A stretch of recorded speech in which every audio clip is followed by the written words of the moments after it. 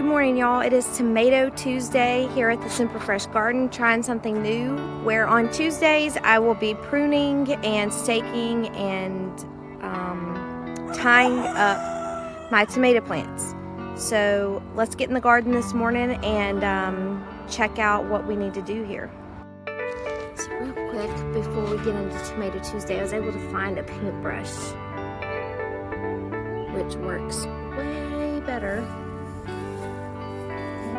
I don't know if I can go from these plants to the other plants. This works way better. Oops. So we'll see. I don't have any male flowers open on this side, so I have to just try what I can. All of the flowers in the other bed on the squash are all male. No females open over there, so we'll try it. So real quickly before I get my Tomato Tuesday pruning on, I wanted to show something. I'm in a couple of gardening groups, and I see people that are shocked when this starts happening. This one just didn't get pollinated. If it's one that I hand pollinated, it just didn't work. I've seen my bees over here, but I haven't seen them in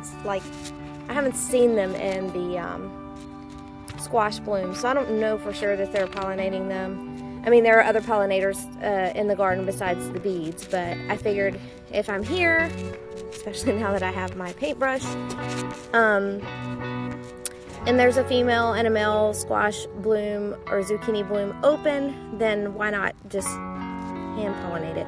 So what I'm going to do with this one, I'm actually going to go ahead and clip it off because I don't want my plant to continue trying to grow this, and it will.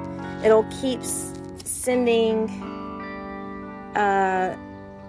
energy and spending energy on this zucchini when I mean, it's going to try to make new growth, and it's not going to develop fast enough.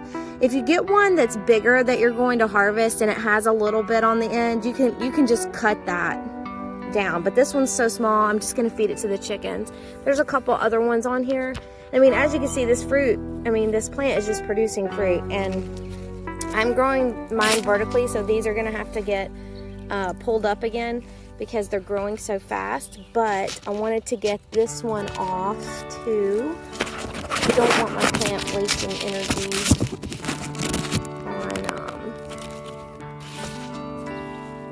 on a fruit that's not going to be edible. I'd rather just go ahead and clip it now and feed it to the chickens. And I also give them all of the blossoms that fall. I know that you can cook them. If I get a lot of blossoms at one time, I may try that. I don't want to just do one or two. And see, look, here's another one right here. And I don't remember if I pollinated these by hand or not. So, I mean, I may have, and it just didn't work. Or I may have missed it, or it opened and I didn't see it open one morning. Or it may not have opened at all. I mean, that could be a possibility as well. I think I saw another one over here on my gray zucchini, which this one I hand pollinated the other day. So we'll see if that one makes it, and I just hand pollinated this one. Yeah, like, I don't know. I don't think this one's going to make it, but I'm just going to go ahead and clip it. This one just doesn't look like it's going to make it, so. And there's lots of other fruit coming, so I'm not that worried about these. These are the only two plants I have of gray zucchini and golden zucchini. The rest are black beauty, and I think I have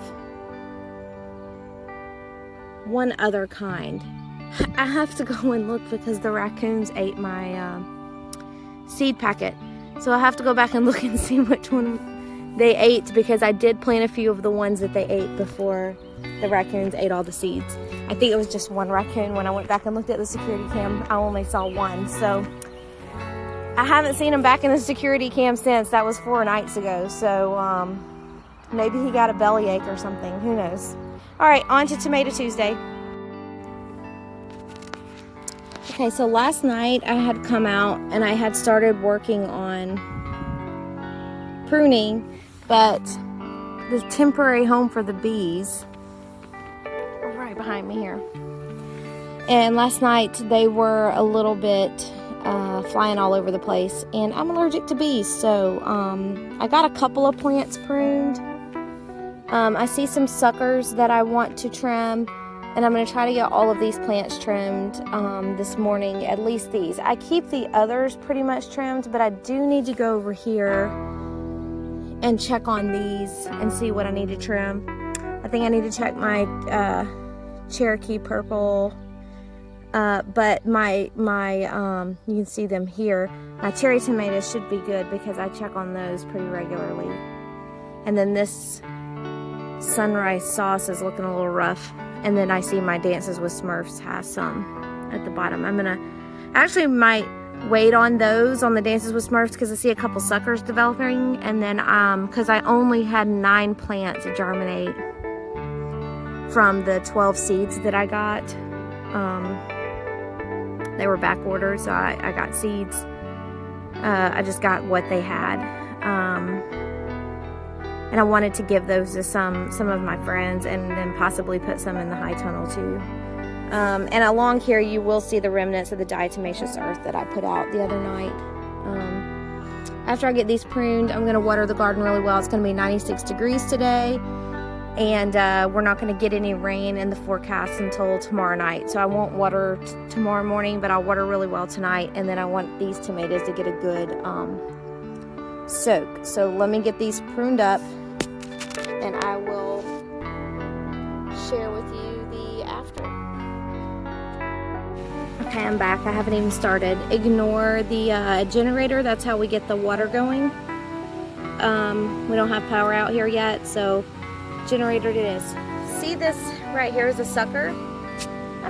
That's a little big to try to propagate, but I may propagate it. So I thought I had my red solo cups. This is all I found in the tiny house with styrofoam. So I'm gonna put water in it, label it, and I'm gonna see if I can propagate some of the suckers here on the plants as I go down, because I haven't pruned these in about 2 weeks. I was waiting.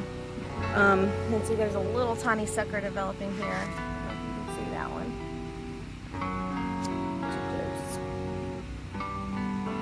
But I do see a smaller sucker there on that other lemon boy, so I'm also going to be trying to propagate the suckers and see if I can make some new plants